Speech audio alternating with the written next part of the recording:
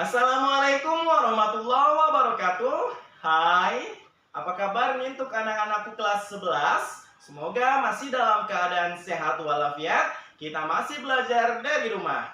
Baik, kembali lagi bersama saya Bapak Mahmudi Pradayesos dalam mata pelajaran sosiologi. Sosiologi mengasihkan. Nah, pada pertemuan minggu ini kita akan membahas mengenai hakikat kelompok sosial. Kemudian ciri-ciri kelompok sosial. Kemudian proses pembentukan kelompok sosial. Dan yang terakhir ialah faktor-faktor pembentuk kelompok sosial. Nah, untuk itu saya harapkan kepada seluruh siswa-siswi saya agar dapat mengikuti video pembelajaran ini dari awal hingga akhir, supaya kalian dapat memahami materi ini secara sepenuhnya. Jangan mengikuti video pembelajaran ini hanya untuk kepentingan absensi saja. Baik, langsung saja kita masuki dan kita bahas secara satu persatu materi kita pada hari ini. Nah, yang pertama ialah hakikat kelompok sosial. Nah, tahukah kalian nak, ketika manusia dilahirkan, manusia itu memiliki dua hasrat atau dua kebutuhan pokok bagi kehidupannya. Nah, apa saja dia? Nah, yang pertama yaitu keinginan untuk menjadi satu dengan manusia lain. Kemudian yang kedua ialah keinginan untuk menjadi satu dengan lingkungannya. Berarti ada dua. Yang pertama dengan manusia, yang kedua adalah dengan lingkungannya. Nah, kita bahas tadi mengenai hakikat kelompok sosial. Nah, lalu saya tanya dulu, apa sih pengertian dari kelompok sosial? Ada yang tahu? Ayo. Nah, kelompok sosial ialah kumpulan individu yang memiliki hubungan dan saling berinteraksi. Nah, jadi dalam sebuah kelompok itu harus minimal terjadinya pada dua orang. Nah, kita kan sudah nih sering membahas mengenai individu dengan individu, berarti satu orang dengan satu orang. Kemudian individu dengan kelompok, satu orang dengan beberapa orang. Kemudian kelompok dengan kelompok, yaitu beberapa orang dengan beberapa orang. Nah, di sini kita bahas mengenai kelompok. Nah, kalau yang namanya kelompok berarti yang terdiri dari minimal dua orang. Nah, inilah yang disebut dengan kelompok sosial. Nah, apa sih yang dijadikan sebagai syarat dan ciri-ciri dari kelompok sosial? Nah, jadi menurut Robert Camerton terdapat 3 syarat untuk mereka bisa menjadi sebuah kelompok. Nah, apa saja? Yang pertama, memiliki pola interaksi. Nah, ini tadi, pola interaksi itu ada 3. Yang pertama, interaksi antara individu dengan individu. Yang kedua, individu dengan kelompok. Dan yang ketiga, kelompok dengan kelompok. Nah, disinilah disebut dengan pola interaksi. Kemudian yang kedua apa syaratnya? Nah, syarat dijadikan sebagai sebuah kelompok, mereka itu harus mengakui bahwasannya dirinya sendiri merupakan bagian dari kelompok tersebut. Jadi kita harus mengakui dalam sebuah kelompok kita merupakan anggota dalam kelompok tersebut. Nah, harus seperti ini. Misalnya dalam sebuah keluarga, kamu anaknya Parmin, misalnya gitu kan. Nah, berarti kamu harus mengakui bahwasannya Parmin itu adalah bagian dari kelompok kamu. Karena dia adalah ayah kamu. Nah, itulah maksudnya. Maksudnya adalah mengakui bahwasannya diri kita ini merupakan sebagian dari kelompok lain. Nah, yang ketiga adalah mengakui orang lain, merupakan bagian dari kita. Atau mengakui orang lain merupakan bagian dari kelompok kita. Ya tadi, kalau tadi kita mengakui bahwasannya Parmin tadi adalah kelompok kita, nah kita juga harus mengakui bahwasannya Parmin adalah ayah dia. Nah, ini yang disebut dengan mengakui orang lain sebagai anggota kelompok. Nah, itu merupakan syarat terjadinya sebuah kelompok, hanya 3. Lalu yang dijadikan ciri-cirinya apa? Nah, menurut Robert Camerton juga terdapat 5 ciri-ciri dari kelompok sosial. Nah, apa saja? Nah, yang pertama, kelompok sosial itu nyata, dapat dikenal, dan dapat dibedakan. Nah, keluarga, saya contohkan. Keluarga itu nyata. Misal nih, saya memiliki ayah, ibu, 2 orang kakak. Nah, itu nyata. Dan saya dapat dikenal. Nah, saya adalah anaknya Bapak Nedi, misalnya seperti itu. Nah, berarti saya dikenal. Dan yang saya juga bisa dibedakan.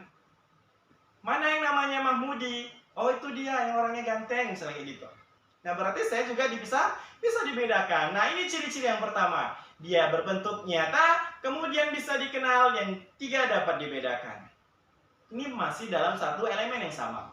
Lalu selanjutnya apa? Selanjutnya ialah memiliki kepentingan yang sama dan nilai hidup yang sama. Dalam sebuah keluarga pasti memiliki sebuah kepentingan yang sama. Dalam sebuah kelompok pasti memiliki kepentingan yang sama.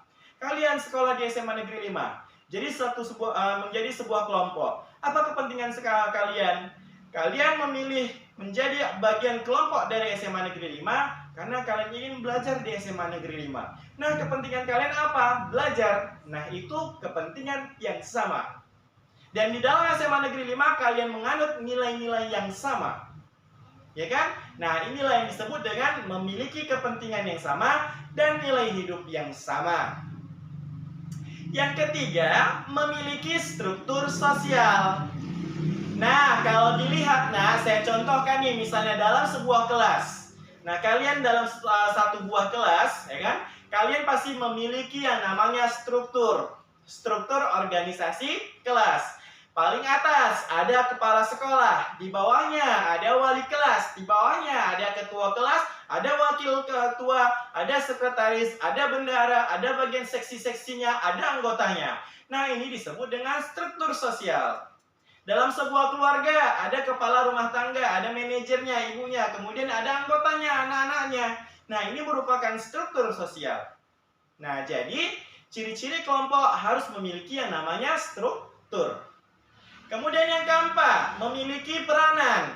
Nah, kalau kita ibaratkan tadi, kepala sekolah dalam struktur sosialnya memiliki peranan tersendiri. Wali kelas memiliki peranannya sendiri. Ketua kelas juga memiliki peranan sendiri. Bendahara, sekretaris, anggota juga memiliki peranannya tersendiri. Maka dalam setiap sebuah struktur itu, pasti mereka memiliki peranannya atau tanggung jawabnya masing-masing. Nah, itu merupakan yang keempat.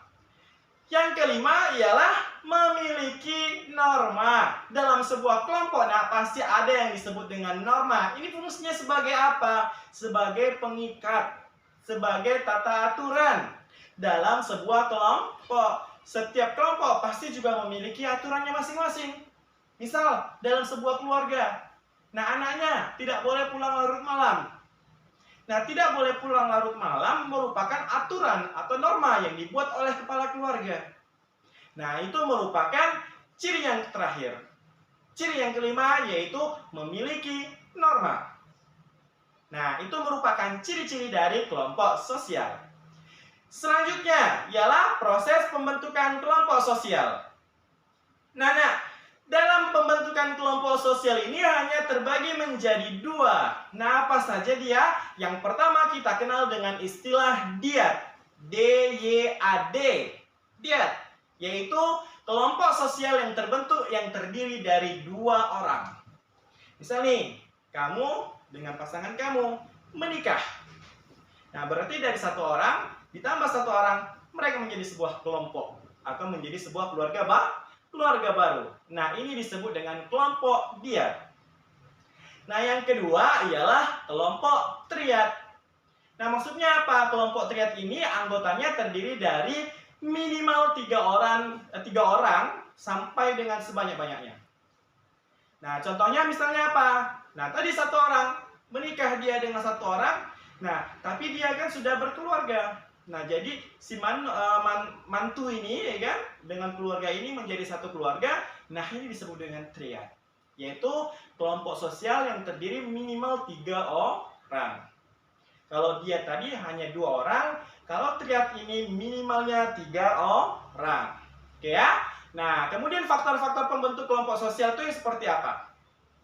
Terdapat 3 faktor pembentuk kelompok sosial. Apa saja? Yang pertama ialah kepentingan yang sama. Di dalam sebuah kelompok harus memiliki kepentingan yang sama. Kemudian yang kedua ialah pertalian sedarah atau keturunan. Nah, otomatis manusia ketika lahir ke dunia, mereka sudah menjadi sebuah kelompok. Karena sebelumnya ayah dan ibunya merupakan sebuah kelompok. Ketika kita lahir anak pertama, nah berarti anak tersebut sudah termasuk dalam bagian kelompok. Nah, kemudian yang ketiga ialah daerah atau wilayah yang sama. Nah, misal nih, kumpulan orang Jawa membentuk sebuah perkampungan yang sama. Nah, mereka terbentuk sebuah kelompok akibat dari wilayah yang sama mungkin atau berdasarkan daerah yang sama. Nah, begitulah pembahasan kita pada pertemuan kali ini. Apabila ada materi yang kurang jelas, bisa ditanyakan di dalam kolom komentar. Cukup sekian, saya akhiri. Wassalamualaikum warahmatullahi wabarakatuh.